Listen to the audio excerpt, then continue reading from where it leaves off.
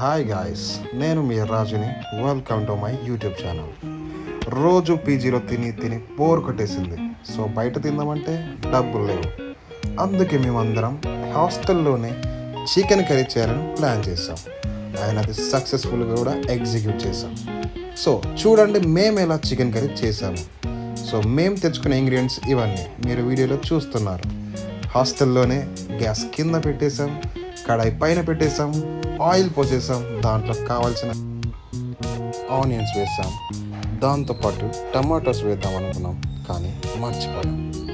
So ఎలాగైతే అలాగే మర్చిపోయామని చెప్పేసి వదిలేసి ఆనియన్స్ బాగా ఫ్రై అయ్యేంత వరకు చూసాం.